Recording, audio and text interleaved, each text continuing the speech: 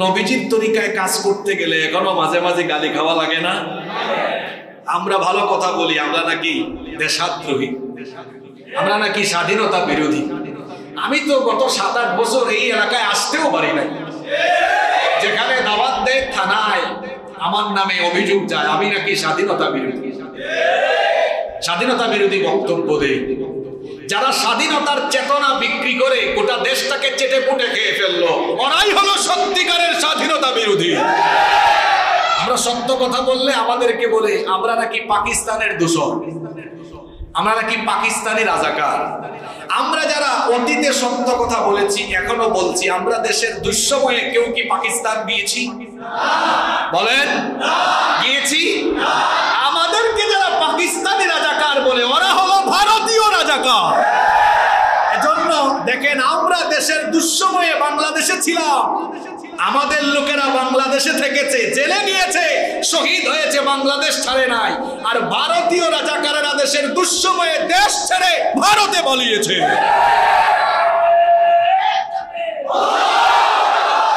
আরে বাপরে বাপ, কিছু লোক দায়িত্ব নিয়েছে, তারাও অনুমতি দিবে আর মাহফিল হবে। ছিল কি ছিল না? আল্লাহ আর রসুলের কথা বলা হবে। আল্লাহর কথা বলতে হলে গোলামের কাছ থেকে অনুমতি নেওয়া লেগেছে।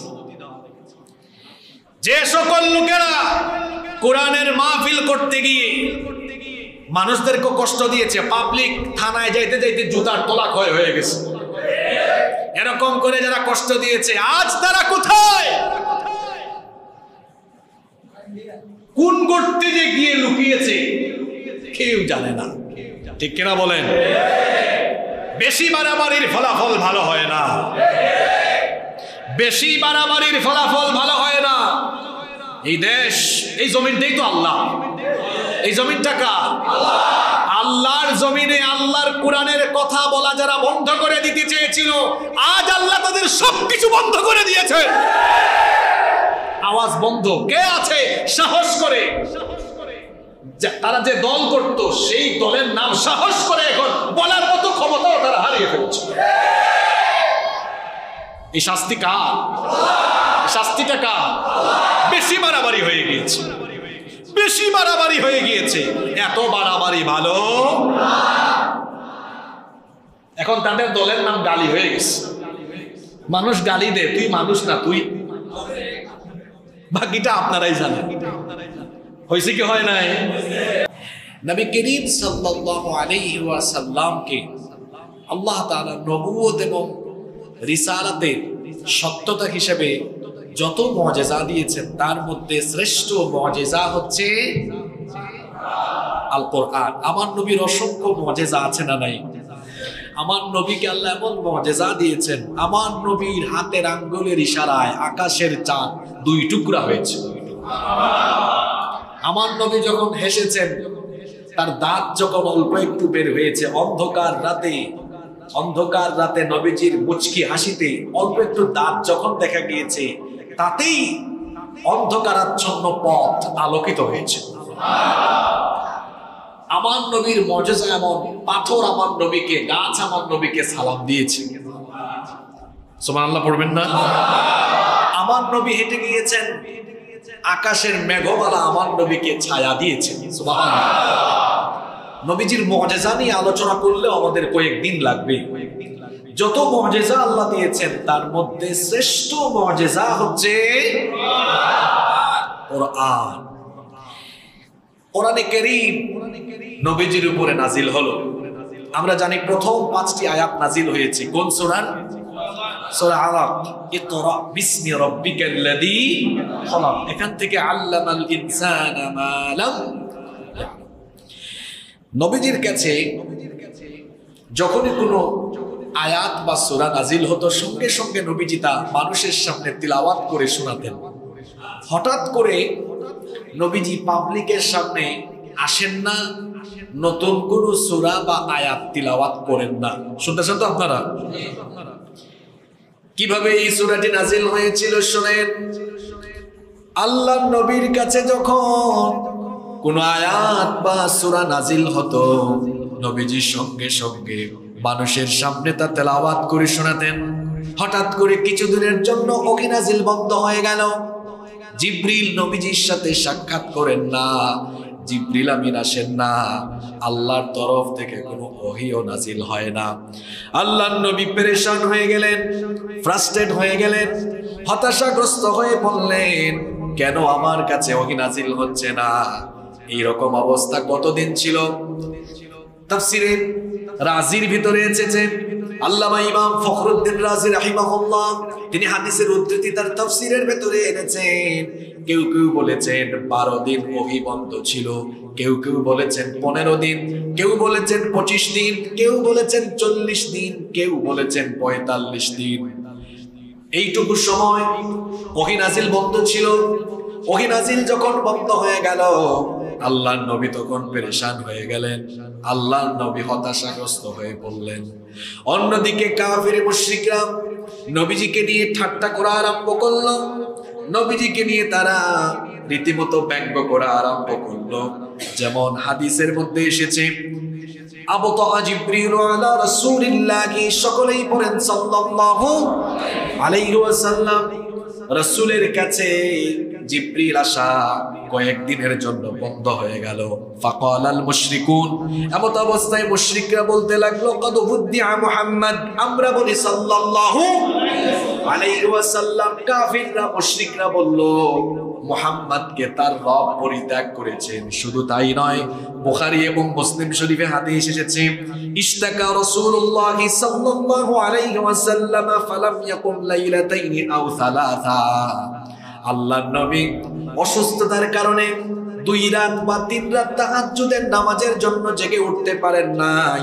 ফাজাআত ইমরাআতুন, একজন মহিলা নবীজির কাছে আসলেন। অন্য রিওয়ায়াতে এসেছে সেই মহিলা ছিলেন আবু লাহাবের স্ত্রী উম্মে জামিল, যাদের ঘর নবীজির পাশেই ছিল। উম্মে জামিল এসে বলল, ইয়া মুহাম্মদ, হে মুহাম্মদ, আমরা পড়ি সাল্লাল্লাহু আলাইহি ওয়াসাল্লাম, ইন্নী লা আরজু আন ইয়াকুনা শাইতানুকা ক্বাদ তারাকাকা। আমার মনে হচ্ছে যে শয়তান তোমাকে ধরেছিল, সেই শয়তান তোমাকে ছেড়ে দিয়েছে। নাউজুবিল্লাহ। অর্থাৎ তারা বলতো, নবীজি যে কোরআন মানুষদেরকে শোনান, যে কোরআনের দাওয়াত দেন, এটা নাকি নবীজিকে শয়তান শিখিয়ে দেয়। নাউজুবিল্লাহ। আবু লাহাবের স্ত্রী এসে বলল, কি ব্যাপার মুহাম্মদ, আমরা বলি সাল্লাল্লাহু আলাইহি ওয়াসাল্লাম, মনে হয় তোমার শয়তান তোমাকে ছেড়ে গিয়েছে। নাউজুবিল্লাহ। লাম আরাহু করিবাকা মুনযু লাইলাতাইনি আও সালাসা, 2-3 দিন ধরে তো লক্ষ্য করছি সে তোমাকে মনে হয় ছেড়ে গিয়েছে। তুমি তো নতুন কোনো আয়াত মানুষকে শোনাও না, অনেক দিন তো হয়ে গেল কোনো সূরা বা আয়াত শোনাও না, তাহলে কি তোমাকে তোমার রব পরিত্যাগ করেছেন কিনা? এই রকম করে যখন মক্কার মুশরিকরা কাফিররা আল্লাহর নবীকে নিয়ে ব্যঙ্গ উপহাস ঠাট্টা আরম্ভ করলো, আল্লাহর নবীর পেরেশানি আরো বেড়ে গেল। নবীজি ভাবলেন, হয়তো আমার রব কোনো কারণে আমার উপর রাগ করে ফেলেছেন। আল্লাহর নবী মনে করলেন, হয়তো বা আমার রব আমার উপর অসন্তুষ্ট হয়ে গিয়েছেন। যখন নবীজির পেরেশানি বেড়ে গেল আর কাফের মুশরিকদের ঠাট্টা বিদ্রুপ বেড়ে গেল, আল্লাহ তাআলা কাফের মুশরিকদের ঠাট্টা আর বিদ্রুপের জবাব দিয়ে এবং নবীজিকে সান্ত্বনা দিয়ে সূরা নাযিল করলেন। পড়েন, ওয়াদ-দুহা ওয়াল-লাইলি ইযা সাজা মা ওয়াদ্দাআকা রাব্বুকা ওয়া মা ক্বালা। ওয়াদ-দুহা, দুহার কসম, পূর্বাহ্নের কসম, শপথ দিনের যখন তা উজ্জ্বল হয়, ওয়াল-লাইলি ইযা সাজা, শপথ রাতের যখন তা অন্ধকারাচ্ছন্ন হয়ে যায়, মা ওয়াদ্দাআকা রাব্বুকা ওয়া মা ক্বালা, হে নবী, আপনার রব আপনার উপরে অসন্তুষ্ট বেজারও হন নাই, আপনাকে ছেড়েও দেন নাই। সুবহানাল্লাহ। কাফির মুশরিকদের জবাব দিলেন কে? আল্লাহ। নবীজির পেরেশানি দূর করে এত চমৎকার আশাদায়ক আয়াত নাজিল করলেন কে? আল্লাহ। নবীজির উপরে আল্লাহ রাগ করেন নাই, বেজার হন নাই এবং নবীজিকে আল্লাহ পরিত্যাগ করেন নাই। এই কথা বলার জন্য আল্লাহ কয়টা জিনিসের কসম করেছেন? 2টা। কয়টা জিনিসের? একটা হচ্ছে দোহা, সকালবেলা সূর্য ওঠার পরে, পূর্বাহ্নে সূর্য ওঠে না পূর্ব দিগন্তে, ওই সূর্য ওঠার পরের যে সময়টা ওইটাকে বলা হয় দোহা। ওই দোহার কসম আল্লাহ করেছেন। যখন দিনের আলো ফুটে উঠে, নবীজিকে আল্লাহ ছেড়ে দেন নাই, নবীজির উপর আল্লাহ বেজার হন নাই, এটা বলার আগে আল্লাহ দুহার কসম করলেন, পরের আয়াতে আল্লাহ অন্ধকার রাতের কসম করলেন। আপনারাও মাঝে মাঝে কসম করেন কি করেন না? আমরা কখন কসম করি? কোন একটা কথা মানুষের সামনে মজবুত ভাবে বিশ্বাসযোগ্য হিসেবে তুলে ধরবার জন্য আমরা কসম করি। কিন্তু আল্লাহ তাআলা কি কোনো কথা বিশ্বাস করানোর উদ্দেশ্যে কসম করেন না। আল্লাহ যখন কোনো জিনিসের কসম করেন, আল্লাহ তাআলা কসমের পরে যা বলেন তার সাথে রিলেটেড সম্পর্কিত কোনো বিষয়ের কসম করেন। আমরা কসম করি আল্লাহর নামে, আল্লাহ ছাড়া অন্য কারো নামে কিন্তু কসম বা শপথ করা যায় না। মাঝে মাঝে আমরা শুনি অনেক মানুষ বলে আমার বাপের কসম, আমার নেতার কসম, দাদার কসম, মসজিদের কসম, কাবা শরীফের কসম, রসুলের কসম, কোরআনের কসম, বিদ্যার কসম, দাদার কসম, নানার কসম, বউয়ের কসম, সন্তানের কসম। এ ধরনের কসম আছে না নাই? আল্লাহর নবী বলেছেন মান হালাফা বিগাইরিল্লাহি ফাকাদ আশরাকা, যে ব্যক্তি আল্লাহ ছাড়া অন্য কারো নামে কসম করে শপথ করে সে আল্লাহর সাথে শিরক করে। তাহলে কসম শুধু একজনের নামে করা যায়, তিনি কি? আল্লাহ ছাড়া অন্য কারো নামে কসম করবেন না। আবার অতিমাত্রায় কসমকারীরা মিথ্যাবাদী হয়, এজন্য বেশি বেশি কসম করাও যাবে না। আল্লাহ এখানে কেন দিন এবং রাতের কসম করলেন? এর কারণ হলো এই যে দিন এবং রাত, আচ্ছা আল্লাহ যদি চাইতেন 24 ঘন্টা দিন রেখে দিতে পারতেন কিনা? আপনাদের কোনো সন্দেহ আছে? আল্লাহ যদি চাইতেন 24 ঘন্টা অন্ধকার বানিয়ে রাত বানিয়ে রাখতে, আল্লাহ মনে হয় পারতেন না? এই ক্ষমতা আল্লাহ নাই তো? আছে। তাহলে দিন আর রাত আল্লাহ কেন দিয়েছেন? এর একটা হিকমত আছে না নাই? পৃথিবীতে দিন কেন হয়, রাত কেন হয়? এটা হচ্ছে আহ্নিক গতির ফলাফল। পৃথিবী তার নিজ অক্ষে একবার ঘুরে আসতে সময় লাগে 23 ঘন্টা 56 মিনিট 4 সেকেন্ড। পৃথিবী যখন সূর্যকে কেন্দ্র করে ঘুরে, এই ঘূর্ণায়নের সময় পৃথিবীর যে অংশ সূর্যের দিকে পড়ে তখন ওই অংশটাতে দিন থাকে, আলোকিত হয়। আর এর অপোজিট অংশে তখন কি থাকে? যেমন বাংলাদেশে এখন রাত, আমেরিকা এখন দিন। এটা হচ্ছে আহ্নিক গতির ফলাফল, আহ্নিক গতির ফলে এটা হচ্ছে। এই আহ্নিক গতি যদি না থাকতো তাহলে পৃথিবী বসবাসের উপযোগী থাকতো না। যদি 24 ঘন্টা একাধারে দিন থাকতো তাহলে সূর্যের প্রচন্ড তাপে পৃথিবী উত্তপ্ত হয়ে যেত, এত উত্তপ্ত হতো যে সমুদ্র পৃষ্ঠের উচ্চতা বেড়ে গিয়ে শহর, নগর, বন্দর সব একেবারে ডুবে যেত। আবার যদি শুধু রাত 24 ঘন্টা থাকতো তাহলে টেম্পারেচার কমতে কমতে গোটা পৃথিবী হিমশীতল বরফে পরিণত হয়ে যেত। আর যদি শুধু দিন থাকতো তাহলে আমরা সারাদিন কাজ করার পর আমরা রাতের বেলা বিশ্রাম নেই। অন্ধকারের সাথে ঘুমের একটা ভালো সম্পর্ক আছে না নাই? আমরা এই অন্ধকারে একটু বিশ্রাম নেই, অন্ধকারে বিশ্রাম নেওয়ার ফলে সারাদিনের ক্লান্তি দূর হয়ে যায়। আল্লাহ এখানে প্রথমে দিনের কসম পরে রাতের কসম কেন করেছেন? সারাদিন কর্মক্লান্ত হওয়ার পরে রাতের বেলা যখন বিশ্রাম নিলে আবার সকালবেলা মানুষ প্রাণচঞ্চল হয়ে যায়, কাজের জন্য আবার নিজেকে ফিট রেখে ফেলে। আল্লাহ নবীজিকে দিন রাতের কসম করে বলেছেন আপনার রব আপনার উপর বেজার হন নাই, আপনাকে ছেড়েও দেন নাই। এ কথা বোঝাতে চেয়েছেন ও নবী, দিনের পরে যেমন রাত বিশ্রামের জন্য দেওয়া হয়েছে ঠিক তেমনি ওহী নাজিলের পরে কিছু সময় বিরতি দেওয়া হয়েছে। কারণ ওহী নাজিলের ভার এটা ধারাবাহিকভাবে সহ্য করা আপনার জন্য কষ্ট হয়ে যাবে। প্রাথমিক অবস্থায় নিজেকে যেন ওহী নাজিলের সময় যে কষ্ট হয় এটার জন্য আপনি যেন ফিট করতে পারেন, এজন্য আমি আল্লাহ সামান্য বিশ্রাম দিয়ে আপনার স্নায়ুকে আরো শক্তিশালী করেছি। সুবহানাল্লাহ। এজন্য আল্লাহ দিন এবং রাতের কসম করেছেন। সুবহানাল্লাহ।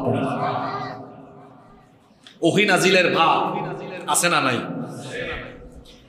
আল্লাহ নবীর কাছে কয়েকটা পদ্ধতিতে ওহী নাজিল হতো, আর ওহী নাজিলের সময় আল্লাহ নবীর বড় কষ্ট হতো। ওহীর বোঝা এটা বড় ভারী বোঝা। এজন্য আল্লাহ তাআলা কোরআনুল কারীমের ৭৩ নম্বর সূরা সূরাতুল মুজাম্মিলের ৫ নম্বর আয়াতে বলেছেন ইন্না সানুলকি আলাইকা কওলান সাকিলা, নিশ্চয়ই আমি আপনার উপরে অতি ভারী বোঝা পাঠাচ্ছি, অতি ভারী বোঝা নাজিল করছি। এই ওহির বোঝা ছিল এমন। যায়েদ বিন সাবিত রাদিয়াল্লাহু আনহু তিনি বলছেন, উনজিলা আলা রাসূলিল্লাহি, সবাই পড়েন সাল্লাল্লাহু আলাইহি ওয়াসাল্লাম, ওয়া ফাখিদাহু আলা ফাখিদি ফাকাদাত তারুদ্দু ফাখিদি। যায়েদ বিন সাবিত রাদিয়াল্লাহু আনহু বলছেন, আল্লাহর নবীর কাছে ওহী নাজিল হচ্ছিল, ওই সময় আমার উরুর উপরে, আমার হাঁটুর উপরে হাঁটু রেখে আল্লাহর নবী ছিলেন। যখন ওই অবস্থায় ওহী নাজিল হচ্ছিল, মনে হচ্ছিল আমার থাই, আমার উরু এবং হাঁটু তখন ওহীর ভারী বোঝায় ভেঙে চুরে চুরমার হয়ে যাচ্ছিল। ওহীর বোঝা ছিল এমন। আমাদের মা উম্মুল মুমিনিন আম্মা জান আয়েশা রাদিয়াল্লাহু আনহা তিনি বলেছেন, লাকাদ রাআইতুহু ইয়ানজিলু আলাইহিল ওয়াহয়ু ফিল ইয়াউমিশ শাদীদিল বারদ ফায়াফসিমু আনহু ওয়া ইন্না জাবিনাহু লায়াতাফাসসাদু আরাকা। আম্মা জান আয়েশা রাদিয়াল্লাহু আনহা বলেছেন, প্রচন্ড শীতের দিনে বা শীতের রাতে যখন আল্লাহর নবীর উপরে ওহী নাজিল হতো, কোরআন নাজিলের ভারে প্রচন্ড শীত অথবা প্রচন্ড শীতের দিনে অথবা প্রচন্ড শীতের রাতে আল্লাহর নবীর কপাল থেকে ঘাম বের হতো। ওহীর ভারী বোঝাটা ছিল এমন। আমাদের মা অন্য রিওয়ায়াতে বলেছেন, তিনি বলছেন, ইদা উহিয়া ইলাইহি ওয়া হুয়া আলা নাকাতিহি ওয়াদাআত জিরানাহা ফামা তাসতাতি'উ আন তাহাররাকা হাত্তা ইউসাররান। আম্মা জান আয়েশা রাদিয়াল্লাহু আনহা বলেছেন, আল্লাহর নবীর কাছে যখন ওহী পাঠানো হতো, ওই সময় তিনি যদি উটের উপরে সওয়ার থাকতেন, উটের উপরে সওয়াররত অবস্থায় আল্লাহর নবীর কাছে ওহী নাজিল হলে পরে উট দাঁড়িয়ে থাকতে পারত না। উট তখন তার বুক মাটিতে ঠেকায়া দিত। সুবহানাল্লাহ। উট দাঁড়িয়ে থাকতে পারত না। আল্লাহর নবী উটের উপরে সওয়ার থাকলে ওহী নাজিল হলে উট তার বুক মাটিতে ঠেকিয়ে দিত। আল্লাহু আকবার। শুধু তাই নয়, ফামা তাসতাতি'উ আন তাহাররাকা হাত্তা ইউসাররা আনহু, ওহী নাজিল যতক্ষণ বন্ধ হতো না ততক্ষণ পর্যন্ত উট কোনো ধরনের নড়াচড়া করতে পারত না। তাহলে ওহীর বোঝা এটা সহজ না কঠিন? জোরে বলেন, সহজ না কঠিন? আল্লাহর নবীকে আল্লাহ বললেন, ও নবী, আপনি বেজার হয়ে আপনি ভাবছেন আপনার রব আপনার উপরে বেজার হয়েছেন না। দিনের পরে রাত আসলে রাতের বিশ্রামে যেমন মানুষ আবার এনার্জেটিক হয়ে যায়, ওহী নাজিলের পরে আমি বিরতি দিয়েছি এই কারণে যাতে আপনার স্নায়ুকোষ শক্তিশালী হয়। ওহীর বিরতিতে আপনি যেন আবার নিজেকে দাওয়াতের জন্য প্রস্তুত করতে পারেন, এজন্য সাময়িক সময় বিরতি দিয়েছি। সুবহানাল্লাহ। এখানে একটা বিষয় খেয়াল করেন, আমার দিকে লক্ষ্য করেন। নবীজির কাছে 12 দিন 15 দিন 25 40 বা 45 দিন ওহী আসে নাই, এই কারণে নবীজির পেরেশানি কম না বেশি? জোরে বলেন, কম না বেশি? এই কোরআন নাজিল হচ্ছে না, নবীজির পেরেশানি বেড়ে গিয়েছে। আর আমার আপনার কারো কারো অবস্থা এমন, 1 দিন 2 দিন 2 মাস 3 মাস 4 মাস কোরআনের সাথে সম্পর্ক নাই। কোরআন বাসার উপরে রেখে দিয়েছি, ময়লা ধুলাবালু পড়ে গিয়েছে। রমজান মাসে আমরা এটা নামাই, অনেকে কোরআন আমরা শিখিও নাই, শুদ্ধ করে পড়তেও পারি না, কোরআনের সাথে সম্পর্কও নাই। আফসোসের ব্যাপার হলো, আমি নবীজির আশিক, নবীজির উম্মত হয়ে আমার কোনো পেরেশানিও নাই, আমার কোনো খারাপ লাগাও। এটা কি নবীর উম্মতের অবস্থা হতে পারে? আল্লাহ নবীর কাছে জিবরিল আসতেছেন না, ওহী নাজিল হচ্ছে না, নবীজির পেরেশানি কম না বেশি? তো আপনার যে কোরআনের সাথে সম্পর্ক নাই, আপনার পেরেশানি কোরআনের জন্য হওয়া দরকার, কম না বেশি? ওহী আসতেছে না, আল্লাহ নবীর পেরেশানি। এই কোরআনের দাওয়াত, কোরআনের রাজ কায়েমের জন্য কত পেরেশানি। নবীজি তার সাহাবীরা কত রক্ত দিয়েছেন শুধু কোরআনের শাসন কায়েম করবার জন্য।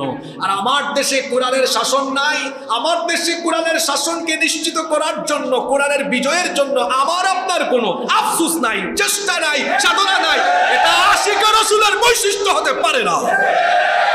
শুধু রবিউল আউয়াল আসতে নিজেকে আশিক রাসূল দাবি করলাম, আর নবীজির সুন্নতকে প্রতিষ্ঠার জন্য আমার কোনো কর্মসূচি নাই, এটা আশিক রাসূলের কোনো স্বভাব নয়, এটা হচ্ছে ভণ্ড লোকের স্বভাব। সত্যিকারের আশিক রাসূল হলে এই কোরআন বিজয়ের জন্য। কোরআন কি? এটা হচ্ছে প্রিন্টেড কোরআন, আর আমার নবী হলেন প্র্যাকটিক্যাল কোরআন। কোরআন আমার নবীর চরিত্র, কোরআন আমার নবীর জন্য। সত্যিকারের আশিক রাসূল যে হবে, নবীর চরিত্র এই কোরআনকে সে জমিনে প্রতিষ্ঠা করার জন্য প্রাণান্তকর প্রচেষ্টা করবে। আল্লাহ আমাদেরকে এই আন্দোলনে শামিল করে দাও। তো বলছিলাম নবীজির কাছে কয়েকদিন ওহী আসে না, নবীজির পেরেশানি সান্ত্বনা দিয়ে এই সূরা দোহা নাজিল করলেন কে? আল্লাহ তাআলা নবীজিকে সান্ত্বনা দিলেন, ও নবী, কাফিররা মুশরিকরা আপনাকে নিয়ে ঠাট্টা করে, আপনাকে নিয়ে উপহাস করে, আর আপনিও পেরেশান হয়ে গিয়েছেন। নবী গো, পেরেশান হইয়েন না, হতাশ হইয়েন না। ওয়াদ-দুহা ওয়াল-লাইলি ইযা সাজা মা ওয়াদ্দাআকা রাব্বুকা ওয়া মা ক্বালা। কুরবানের কসম, অন্ধকার রাতের কসম, আপনার রব আপনাকে ছেড়ে দেন নাই, বেজার হন নাই আপনার উপরে, এমনকি আপনার উপরে অসন্তুষ্টও হন নাই। সুবহানাল্লাহ। শুধু সান্ত্বনা দিয়ে আল্লাহ শেষ করেন নাই, এরপরে আয়াতে আল্লাহ তার নবীকে বলছেন, ও নবী, হতাশ হইয়েন না, আজ আপনি এবং আপনার চারপাশে মানুষ বড় কম, ঈমান এনেছে এই রকম লোকের সংখ্যা বড় কম। চতুর্দিক থেকে আপনার বিরোধিতা, চতুর্দিকে আপনাকে নিয়ে গালিগালাজ হয়, আপনাকে ঠাট্টা করে, আপনাকে উপহাস করে, আপনার সাহাবীদেরকে নিয়ে কাফিররা মজা করে, উপহাস করে, চতুর্দিক থেকে ঠাট্টা, বিদ্রুপ, বিরোধিতার নির্যাতন। ও আমার নবী, হতাশ হবেন না, এই সময়ের চাইতে পরবর্তী সময় ভালো না খারাপ। জোরে বলেন, ও নবী, হতাশ হইয়েন না। এখনকার দিন কাফিরদের, কিন্তু সামনের দিন ইসলামের। আল্লাহ কি সুন্দর করে বললেন, ওয়ালাল আখিরাতু খায়রুল লাকা মিনাল উলা। আমার দিকে তাকান, এই আয়াত আপনাদের জন্য। এখনকার দিন চলছে ইসলাম বিরোধীদের, কিন্তু বিশ্বাস করেন আর না করেন, আগামীর দিন হবে ইসলামপন্থীদের, কুরআনওয়ালাদের, ইনশাআল্লাহ। আল্লাহর নবীর কাছে আল্লাহ সূরা দোহা এই সময়ে নাজিল করেছেন, যেই সময়ে মুসলমানদের সংখ্যা হাতে গোনা কয়েকজন, হাতে গোনা মাত্র কয়েকজন, তাও এরা সবল নয়, এরা দুর্বল। চতুর্দিকে ইসলামের বিরোধিতা, চতুর্দিকে আল্লাহর নবী এবং মুসলমানদেরকে নিয়ে ঠাট্টা এবং উপহাস, চতুর্দিকে নির্যাতন। এমন সময় আল্লাহ আয়াত নাজিল করলেন, আল্লাহ বললেন, ওয়ালাল আখিরাতু খায়রুল লাকা মিনাল উলা। পরবর্তী সময় আপনার জন্য পূর্ববর্তী সময়ের চেয়ে উত্তম হবে, অর্থাৎ এখনকার সময়ের চাইতে আগামীর দিন আপনার জন্য উত্তম হবে। আল্লাহ তাআলা নবীজিকে যে ভবিষ্যৎবাণী দিয়েছিলেন, আল্লাহর নবীর ওফাতের আগে, এই ওয়াদা কি আল্লাহ পূরণ করেন নাই? এত আসতে বললেন। এটা নাজিল হয়েছে মদিনায় না মক্কায়? জোরে বলেন, জোরে বলেন। আল্লাহর নবীকে আল্লাহ বললেন, নবীজি সামনের দিন আসতেছে, ভালো দিন। আল্লাহ জানায় দিলেন, ওফাতের আগে আল্লাহ তার নবীকে নিজের চোখে ইসলামের বিজয়ে দেখায়া দিলেন। যেই মক্কায় কাফিররা নবীজিকে গালি দিয়েছে, সাহাবীদেরকে গালি দিয়েছে, নির্যাতন করেছে, আল্লাহ তাআলা তার নবীকে এই মক্কার ভূমি ইসলামের জন্য আল্লাহ বিজয়ী করে দিয়েছিলেন। এই মক্কা কি ইসলামের হয় নাই? মদিনা কি ইসলামের হয় নাই? আর চট্টগ্রাম, সিলেট, ঢাকা, গোটা বাংলাদেশে ইসলামপন্থীরা অনেক সময় ভালোভাবে কাজ করার সুযোগ পায় না। গত 15 বছর তো সুযোগই পায় নাই। পূর্বের সময়ের চেয়ে পরবর্তী সময় ভালো না খারাপ? এটা হুজুরের কথা না আল্লাহর কথা? জোরে বলেন। আল্লাহ নবীজিকে মক্কি জিন্দেগিতে সূরা নাজিল করলেন, নবী সামনের দিন ভালো আসতেছে। এমন দিন আসলো, বদরে বিজয়, বদরে বিজয়, ধারাবাহিক বিজয়, মক্কা বিজয়, মদিনা, মক্কা, গোটা আরব ভূখণ্ড, এমনকি রোম আর পারস্য পর্যন্ত ইসলাম চলে গেল। সুবহানাল্লাহ। বাংলাদেশের মুসলমানরাও হতাশ হওয়ার কারণ নাই। আগামীর দিনে এই বাংলাদেশ কুরআনওয়ালারা শাসন করবে ইনশাআল্লাহ। এটা হুজুরের ওয়াদা না, এই ওয়াদা সূরা দোহায় করেছেন কে? শুরু করলেন দাওয়াত একজন, মুহাম্মদ সাল্লাল্লাহু আলাইহি ওয়াসাল্লাম। আজকে কি একজন না কোটি কোটি? প্রথমে দাওয়াত মক্কায়, ছড়িয়ে গেল মদিনায়, তারপরে রোম, তারপরে পারস্য, এরপরে এশিয়া, ইউরোপ, আফ্রিকা, ভারতীয় উপমহাদেশ। পৃথিবীর প্রতি ইঞ্চি জমিনের উপরে কিয়ামতের আগে ইসলাম কায়েম হবে ইনশাআল্লাহ। এই ওয়াদা কার? আল্লাহ বলেছেন ওয়ালাল আখিরাতু খায়রুল লাকা মিনাল উলা, প্রাথমিক এই যুগের চাইতে, প্রাথমিক সময়ের চাইতে পরবর্তী সময় উত্তম। আবার কোন কোন মুফাসসির এই আয়াতের ব্যাখ্যা করেছেন এভাবে, ইহকালের চাইতে আপনার জন্য পরকাল অতি উত্তম।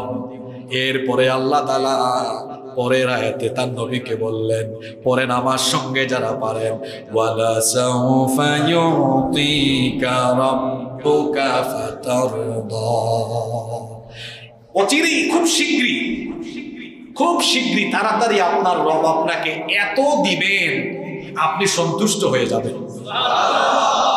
আচ্ছা, কোন সময়ে কথাটা বলতেছেন? যে সময়ে কাফিররা নবীজিকে গালি দেয়, বকা দেয়।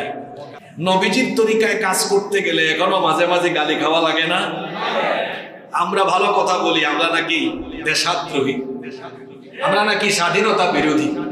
আমি তো গত 7-8 বছর এই এলাকায় আসতেও পারি নাই। যেখানে দাওয়াত দেয় থানায় আমার নামে অভিযোগ যায় আমি নাকি স্বাধীনতা বিরোধী, স্বাধীনতা বিরোধী বক্তব্য দেই। যারা স্বাধীনতার চেতনা বিক্রি করে গোটা দেশটাকে চেটে পুটে খেয়ে ফেললো, ওরাই হলো সত্যিকারের স্বাধীনতা বিরোধী। আমরা সত্য কথা বললে আমাদেরকে বলে আমরা নাকি পাকিস্তানের দূষণ, আমরা নাকি পাকিস্তানি রাজাকার। আমরা যারা অতীতে সত্য কথা বলেছি, এখনো বলছি, আমরা দেশের দুঃসময়ে কেউ কি পাকিস্তান গিয়েছি? বলেন, গিয়েছি? আমাদেরকে যারা পাকিস্তানি রাজাকার বলে, ওরা হলো ভারতীয় রাজাকার। এজন্য দেখেন, আমরা দেশের দুঃসময়ে বাংলাদেশে ছিলাম, আমাদের লোকেরা বাংলাদেশে থেকেছে, জেলে গিয়েছে, শহীদ হয়েছে, বাংলাদেশ ছাড়ে নাই। আর ভারতীয় রাজাকারেরা দেশের দুঃসময়ে দেশ ছেড়ে ভারতে পালিয়েছে।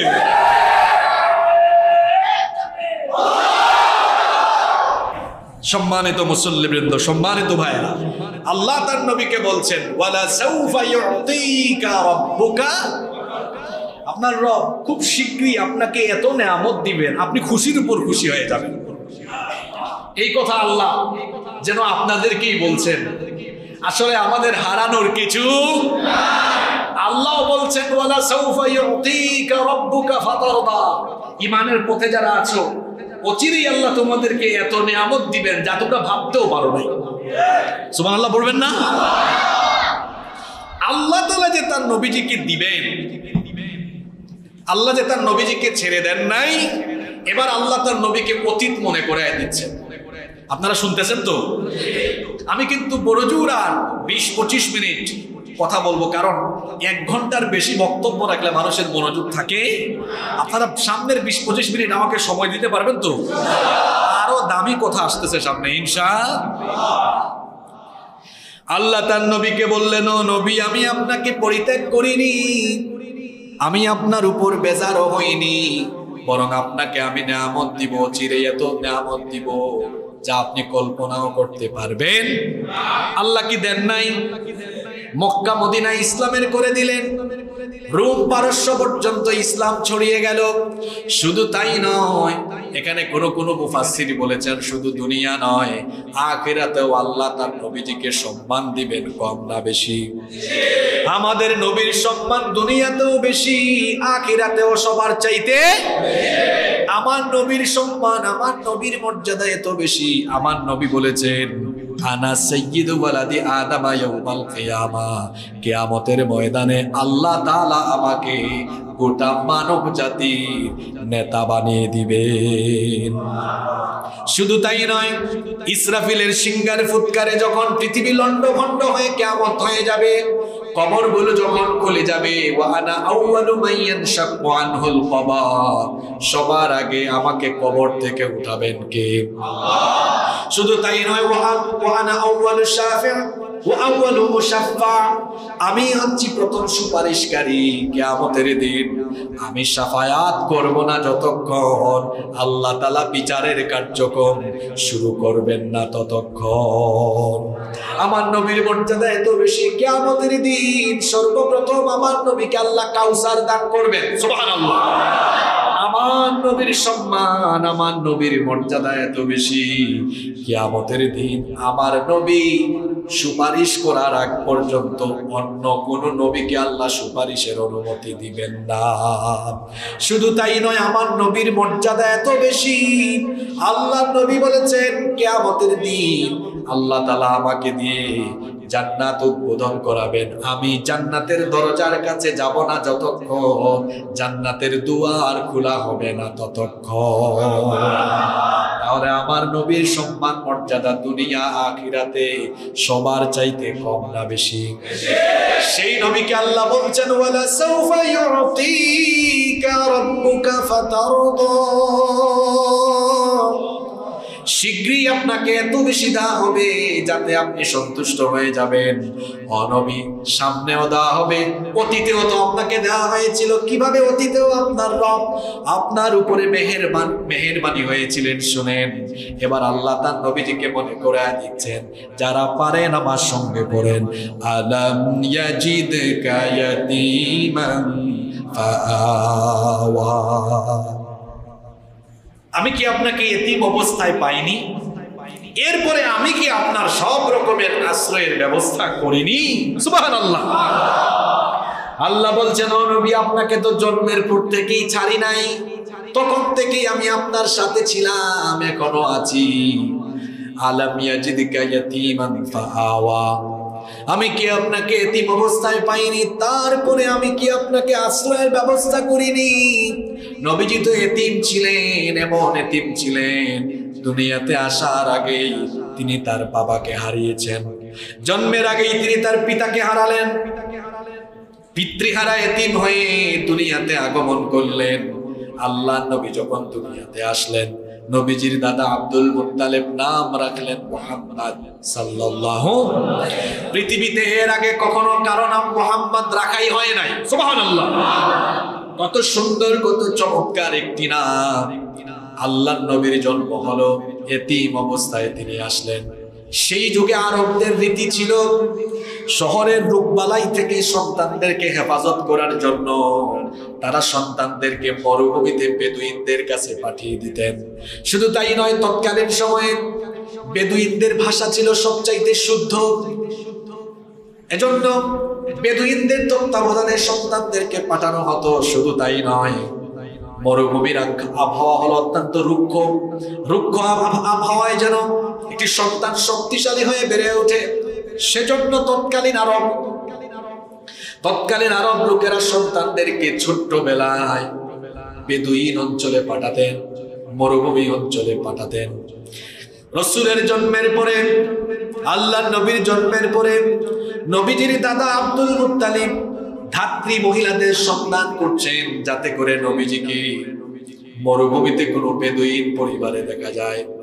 তায়েফের বনু সাদ গোত্রের একদল নারীরা মক্কায় আসলেন দুগ্ধ শিশু তালাশের জন্য। এতিম বাচ্চা যদি কেউ নিয়ে যায় পারিশ্রমিক কম পাবে, সেজন্য ওই এতিম বাচ্চা নেওয়ার জন্য ঘরেই কেউ যায় নাই। সবাই যার যার মতো করে এসে যাদের টাকা পয়সা আছে তাদের বাচ্চাগুলো নিয়ে চলে গেল। সেই সময়টা ছিল দুর্ভিক্ষের সময়। অবশেষে সৌভাগ্যবতী নারী হালিমাতুস সাদিয়া আসলেন। তিনি যে গাধায় চড়ে এসেছিলেন, দুর্ভিক্ষের কারণে সেই গাধা ছিল অত্যন্ত জরাজীর্ণ, খুবই হালকা পাতলা, ধীর গতিতে চলা গাধায় চড়ে আসার কারণে তার বিলম্ব হয়ে গেল, দেরি হয়ে গেল।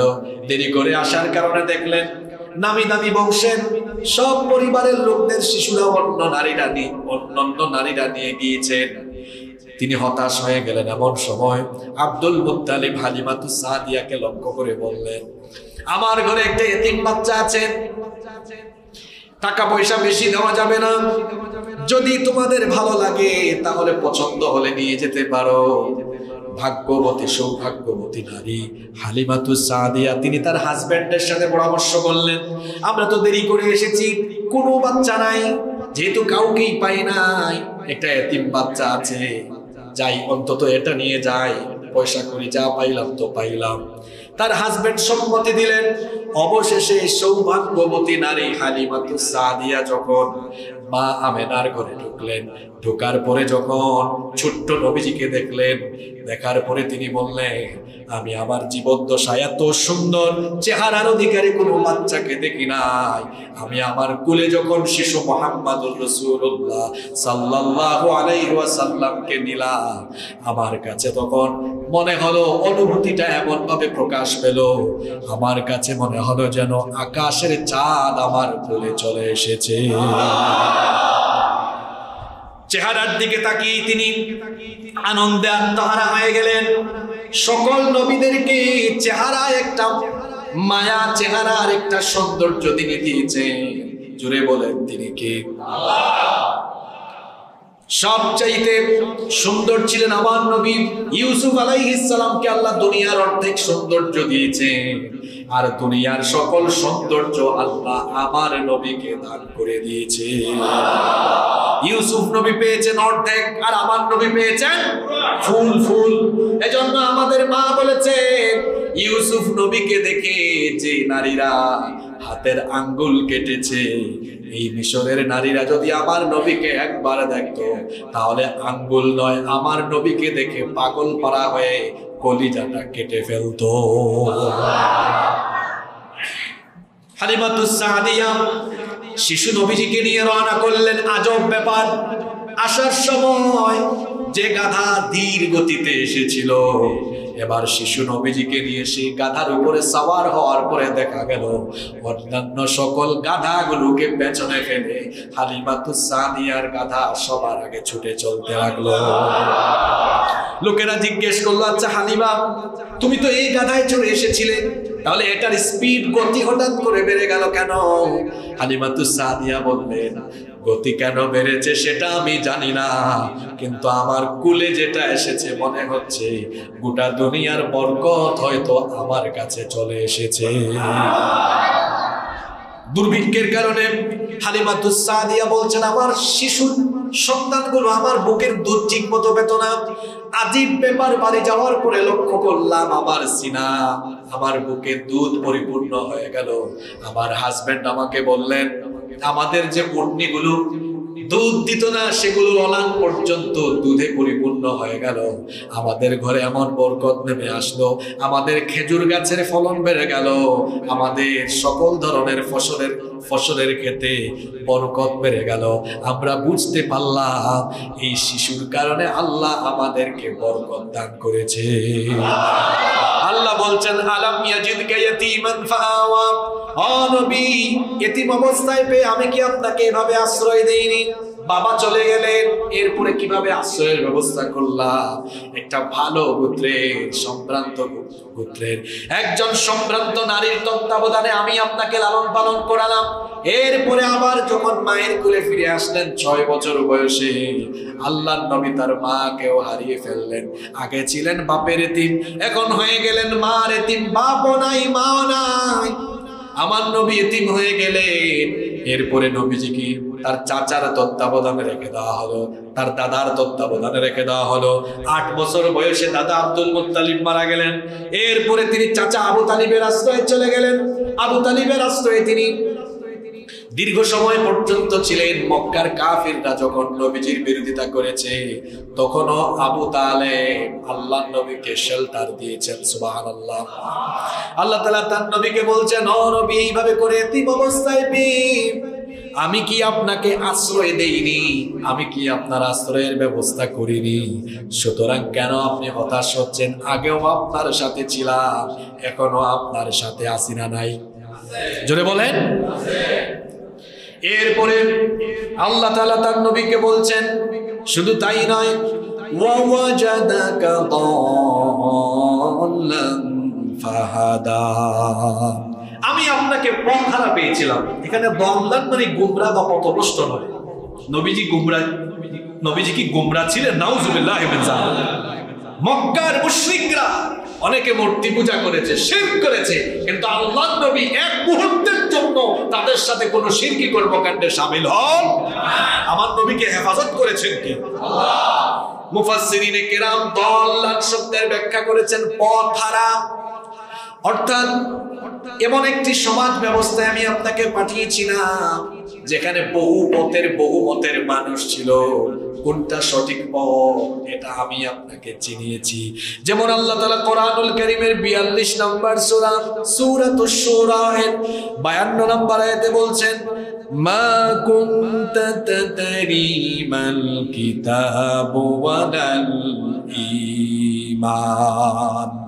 আপনি কিতাবও বুঝতেন না, ঈমানও চিনতেন না। ঈমান এবং কিতাব আপনাকে যিনি চিনিয়েছেন, গলার আওয়াজ বড় করে সবাই বলেন তিনি কে? আল্লাহ বলছেন, ও নবী, আমি আপনাকে ঈমানের রাস্তা দেখালাম, আমি আপনাকে কোরআনের পথ, কিতাবের পথ চিনিয়ে দিলাম। ওয়া ওয়াজাদাকা দাল্লান ফাহাদা। এভাবে আমি আপনাকে পথ হারাবে সঠিক পথের দিশা দিলাম। আর সঠিক পথের নাম হলো ইসলাম। সঠিক পথের নাম কি? ইসলাম। শুধু তাই নয়, আমি আপনাকে আরো কি করেছি শোনেন, ওয়া ওয়াজাদাকা আইলান ফাআগনা। আমি আপনাকে অভাবী পেয়েছিলাম, এরপরে আমি আপনার অভাব দূর করে আপনাকে সমৃদ্ধি দান করেছি। সুবহানাল্লাহ। অভাব ছিল আপনার, আপনি পৈতৃক সম্পদ হিসাবে একজন দাসী আর একটা উট পেয়েছিলেন, আর কোনো সম্পদ ছিল না। আমি আপনাকে প্রজ্ঞা দিলাম, হিকমত দিলাম। এই প্রজ্ঞা আর হিকমতের মাধ্যমে আপনার যোগ্যতা, দক্ষতার সংবাদ চতুর্দিকে যখন ছড়িয়ে পড়ল, আপনার সুনাম সুখ্যাতি ছড়িয়ে পড়ল। সৌভাগ্যবতী নারী খাদিজা রাদিয়াল্লাহু আনহা নবীজির সততা, স্বচ্ছতা, আমানতদারিতার খবর পেয়ে আল্লাহর নবীকে তিনি তখন তার ব্যবসায়িক কর্মকাণ্ডে নিয়োগ করে দিলেন। তার ব্যবসায় বরকত নেমে আসলো। অবশেষে তিনি নবীজিকে বিবাহের প্রস্তাব দিলেন। ধর্নাঢ্য মহিলা, মক্কার সবচাইতে ধনী নারী, তাকেই আল্লাহ তাআলা নবীজির জীবন সঙ্গিনী বানিয়ে দিলেন। এইভাবে করে আল্লাহ বলছেন, ও নবী, এভাবে করে আমি আপনার সকল ধরনের অভাব অনটন দূর করে দিয়ে সমৃদ্ধি দান করেছি। সুবহানাল্লাহ।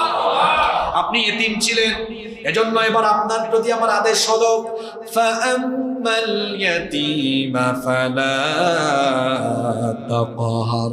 এতিমদের প্রতি কঠোর হবেন না, কঠোর আচরণ করবেন না, কারণ আপনি নিজেই তো এতিম ছিলেন। এতিমের কষ্ট আপনি বুঝেন, দুঃখ বুঝেন। অতএব এতিমের সাথে কখনো খারাপ আচরণ করবেন না, কঠোর হবেন না, রূঢ় আচরণ করবেন না। এতিমের সাথে ভালো আচরণ করার দরকার আছে না নাই? আল্লাহর নবী বলেছেন, আনা ওয়া কাফিলুল ইয়াতীমি ফিল জান্নাতি হাকাযা ওয়া দাম্মাস সাব্বাবাতি ওয়াল উসতা। এই দুটো আঙ্গুল একত্রিত করে আল্লাহর নবী বলেছেন, যে ব্যক্তি এতিমের দেখাশোনা করে, এতিম লালন পালন করে, এতিমের রক্ষণাবেক্ষণকারী, আর আমি নবী কিয়ামতের দিন এইভাবে একসাথে এক জান্নাতে থাকবো। যেন এতিম দেখাশোনা করবেন তো। পরকাল বিশ্বাসী লোকদের বৈশিষ্ট্য হলো এরা এতিমের সাথে রূঢ় আচরণ করে। এজন্য আল্লাহ সূরা মাউনের মধ্যে বলেছেন, আরাআইতাল্লাযী ইউকাযযিবু বিদ্দীনি ফাযালিকাল্লাযী ইয়াদউল ইয়াতীম। আপনি কি তাদের প্রতি লক্ষ্য করেননি যারা পরকাল বিচার দিবসকে মিথ্যা বলে প্রতিপন্ন করে? তাদের স্বভাব হলো ফাযালিকাল্লাযী ইয়াদউল ইয়াতীম। এরা এতিমকে ধাক্কা দেয়, এতিমকে গলা ধাক্কা দেয়, ঘাড় ধাক্কা দেয়, এতিমের সাথে খারাপ আচরণ করে, এতিমের মাল লুণ্ঠন করে, এতিমের হক মেরে খায়, এতিমের হক মেরে খায়, এতিমের হক নষ্ট করে। এমন জালিম আমার সমাজে আছে না নাই? এতিমের মাল অন্যায়ভাবে গ্রাস করে যারা, জাহান্নামের আগুন পেটের ভিতরে ঢুকায়, তারা বলেছেন কে? এতিমের সম্পদ আত্মসাৎকারী ব্যক্তি কোনোদিনও বেহেশতের গন্ধ পাবে না, জান্নাতের গন্ধ পাবে। বরং এতিমের সাথে ভালো আচরণ করতে হবে। অনেক সমাজে দেখা যায় কোন সন্তান যখন এতিম হয়ে যায়, পরিবারের লোকেরাই তখন জোর জবরদস্তি করে ওই এতিমের সম্পদ হস্তক্ষেপ করে ফেলে। এমন ঘটনা বাংলাদেশে কম না বেশি? আল্লাহর নবীকে আল্লাহ বলছেন, ফাআম্মাল ইয়াতীমা ফালা তাকহার। এতিমের সাথে কখনো রূঢ় আচরণ করবেন না, তাদেরকে ধমক দিবেন না। খবরদার, এতিমের সাথে খারাপ আচরণ করার আগে ভাববেন আমার আপনার নবীও এতিম ছিলেন। এতিমকে কষ্ট দেওয়া মানে হলো সরাসরি নবীজিকে কষ্ট দেওয়া। আল্লাহর নবী বলেছেন এতিমের মাথায় হাত বুলাও, দেখবা আল্লাহ তোমার অন্তরটাকে নরম করে দিয়েছেন। একজন সাহাবী এসে নবীজিকে বললেন, ওগো আল্লাহর নবী, আমার চোখে পানি আসে না, আমার অন্তর পাথরের মতো শক্ত হয়ে গিয়েছে। পাথর তো ফেটে মাঝে মাঝে ঝর্ণা বের হয়, কিন্তু আমার অন্তর পাথরের চাইতেও শক্ত, কান্না আসে না। আল্লাহর নবী তখন বললেন, তুমি বেশি বেশি এতিমের কাছে যাও, এতিমের মাথায় হাত বুলাও, তাহলে আল্লাহ তোমার অন্তরটাকে নরম করে দিবে।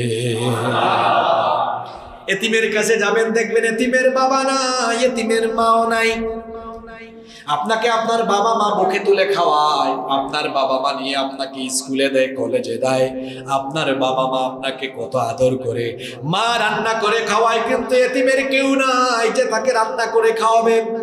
আপনার বাবা আপনাকে গিফট করে, কিন্তু এতিমের তো বাপ নাই, তাকে গিফট করার কোনো মানুষ। অতএব এতিমের সাথে ভালো আচরণ করবেন, যাদেরকে আল্লাহ সামর্থ্য দিয়েছেন। এতিমের দেখাশোনা করেন, এতিমের ভরণ পোষণ করেন, লালন পালন করেন। কারণ আল্লাহর নবী বলেছেন, যে ব্যক্তি এতিম লালন পালন করবে, সে ব্যক্তি আমার সাথে কিয়ামতে জান্নাতে থাকবে। আল্লাহ তাআলা তার নবীকে বললেন, فَأَمَّا الْيَتِيمَ فَلَا تَقْهَرْ وَأَمَّا السَّائِلَ فَلَا تَنْهَرْ। অতএব এতিমকে ধমক দিবেন না, এতিমের সাথে খারাপ আচরণ করবেন না। وَأَمَّا السَّائِلَ فَلَا تَنْهَرْ। আর সাইলদেরকে, অভাবীদেরকে, অসহায়দেরকে কখনো আপনি ধিক্কার দিবেন না, ধমক দিবেন না, এদের সাথেও খারাপ আচরণ করবেন। এখানে সাইল শব্দের দুটো ব্যাখ্যা এসেছে। কোন মুফাসসির বলেছেন, অসহায় মানুষ, অভাবী মানুষ সাহায্য চাইতে আসলে তাকে ধমক দিয়ে তাড়ায় দিও। যদি সামর্থ্য থাকে তাহলে তাকে দাও, অভাবীর অভাব মিটিয়ে দাও। অসহায় ব্যক্তি, অভাবী ব্যক্তি আসলে পরে তার অভাব মিটিয়ে দাও, অভাব পূরণ করে দাও। অসুস্থ মানুষ এসেছে, যদি সামর্থ্য থাকে চিকিৎসার জন্য কিছু টাকা দেন। বাড়ি নাই, ঘর নাই, বন্যা হয়েছে, বাড়ি ঘর উড়ায় নিয়েছে, বাড়ি ঘর একেবারে ভেসে গিয়েছে, সামর্থ্য থাকলে কয়েক বান টিন কিনে দেন। কোন একজন বাবা সন্তানকে, মেয়েকে বিয়ে দিতে পারে না, এসেছে আপনার কাছে সাহায্য চাইতে, সামর্থ্য থাকলে ফিরাইয়া দিবেন না, তাকে আপনি সহযোগিতা করবেন। আল্লাহর নবী বলেছেন, যে ব্যক্তি কোনো অসহায় মানুষের প্রয়োজন পূরণ করবে, আল্লাহ তাআলা ওই ব্যক্তির দুনিয়া আখিরাতের সকল প্রয়োজন পূরণ করে দিবে। ওয়া আম্মাস সাইলা ফালা তানহার। সাইল অভাবী অসহায় যে চায় তাকে ফিরিয়ে দিও না। মুফাসসিরগণের ব্যাখ্যায় আরো বলেছেন যে যদি কোনো ব্যক্তি এমন সাইল হয়, জ্ঞান কম, জানে না, কোনো বিষয় জানতে আসে, বদমেজাজি হয়ে তাকে তাড়িয়ে দিও না, বরং সুন্দর ভাষায় তাকে বুঝিয়ে দাও, কোমল ভাষায়, নরম ভাষায়, মার্জিত ভাষায় বুঝিয়ে দাও। আল্লাহর নবীকে আল্লাহ এই কথার জন্য বললেন, ও নবী, এমন সমাজে দাওয়াত দিচ্ছেন, এই সমাজের মানুষ জাহেলিয়াতে নিমজ্জিত রয়েছে। জাহেলিয়াতে নিমজ্জিত থাকা এই ময়দানে দাওয়াতি ভাষা গরম থাকলে হবে না, দাওয়াতি ভাষা হতে হবে নরম। এটা আমাদের জন্য জরুরি কথা। এই যে সুসময় চলছে, এখন তো আর কোরআনের মাহফিলের জন্য অনুমতি লাগে লাগে এখন সুসময় না দুঃসময়? আরে বাপরে বাপ, কিছু লোক দায়িত্ব নিয়েছে, তারাও অনুমতি দিবে আর মাহফিল হবে। ছিল কি ছিল না? আল্লাহ আর রসুলের কথা বলা হবে। আল্লাহর কথা বলতে হলে গোলামের কাছ থেকে অনুমতি নেওয়া লেগেছে। যে সকল লোকেরা কোরআনের মাহফিল করতে গিয়ে মানুষদেরকে কষ্ট দিয়েছে, পাবলিক থানায় যাইতে যাইতে জুতার তলা ক্ষয় হয়ে গেছে, এরকম করে যারা কষ্ট দিয়েছে, আজ তারা কোথায়, কোন গর্তে যে গিয়ে লুকিয়েছে কেউ জানে না। ঠিক কিনা বলেন? বেশি বাড়াবাড়ির ফলাফল ভালো হয় না, বেশি বাড়াবাড়ির ফলাফল ভালো হয় না। এই দেশ, এই জমিনটাই তো আল্লাহ, এই জমিনটা কার? আল্লাহর জমিনে আল্লাহর কোরআনের কথা বলা যারা বন্ধ করে দিতে চেয়েছিল, আজ আল্লাহ তাদের সবকিছু বন্ধ করে দিয়েছে। আওয়াজ বন্ধ। কে আছে সাহস করে? তারা যে দল করত সেই দলের নাম সাহস করে এখন বলার মতো ক্ষমতাও তারা হারিয়ে ফেলছে। এই শাস্তি কার? শাস্তিটা কার? বেশি বাড়াবাড়ি হয়ে গিয়েছে, বেশি বাড়াবাড়ি হয়ে গিয়েছে। এত বাড়াবাড়ি ভালো। এখন তাদের দলের নাম গালি হয়ে গেছে। মানুষ গালি দে, তুই মানুষ না, তুই। বাকিটা আপনারাই জানেন। হয়েছে কি হয় নাই? বলছিলাম নবীজিকে আল্লাহ বলছেন, নবীজি দাওয়াতি ময়দানে কেউ এসে জিজ্ঞেস করলে বদমেজাজি হয়ে যাবেন না, কেউ বুঝে না বুঝায় দেন। আমার ভাইয়েরা শোনেন, এই যে এখন উর্বর সময় চলছে, এই সময়টাতে দাওয়াতি কৌশল আরো বাড়িয়ে দিতে হবে। হয়েছে যা, এখন তার চেয়ে বেশি বাড়ায় দিতে হবে। ইনশাআল্লাহ।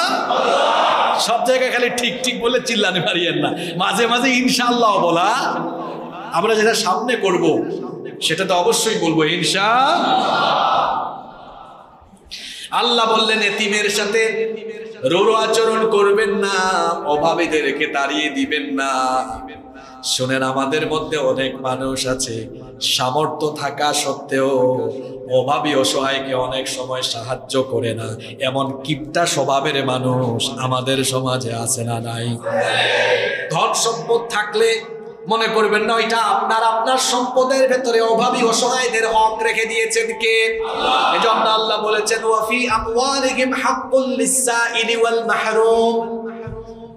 তাদের সম্পদের ভেতরে কাদের, অর্থাৎ যাদের সম্পদ আছে সেই সম্পদওয়ালাদের সম্পদে সাইলদের হক, অভাবী অসহায়দের হক রেখে দিয়েছেন কে? এজন্য কোন মানুষ এসে সাহায্য চাইলে তাকে সাহায্য করবেন, ফিরাইয়া দিবেন না। ফিরাইয়া যদি দেন এমন স্বভাবের মানুষ যদি হন, মনে রাখবেন সম্পদ দিয়েছেন যিনি, সম্পদ আবার কেড়ে নিয়ে ফকিরও বানাতে পারেন। সকাল বেলার ধনীকে বিকেল বেলা ফকির বানায় দিতে পারেন কে? আমার একটা কিচ্ছা মনে পড়ছে, ঘটনা মনে পড়ে গেছে, বলবো? এটা আমার নিজের বানানো কিচ্ছা। এটা বুখারীতে, মুসলিম শরীফে এই হাদিসটি বর্ণিত হয়েছে। হাদিস বর্ণনা করেছেন সাইয়্যিদুল মুহাদ্দিসিন আবু হুরায়রা রাদিয়াল্লাহু আনহু। দেখেন, আপনার কাছে সম্পদ আছে, না দিলে যে কি পরিণতি হয়, অসহায়কে, অভাবী কেউ চাইছে না দিলে কি হতে পারে, এই ঘটনা আপনাদের জন্য একটা উত্তম শিক্ষা হতে পারে ইনশাআল্লাহ। আবু হুরায়রা রাদিয়াল্লাহু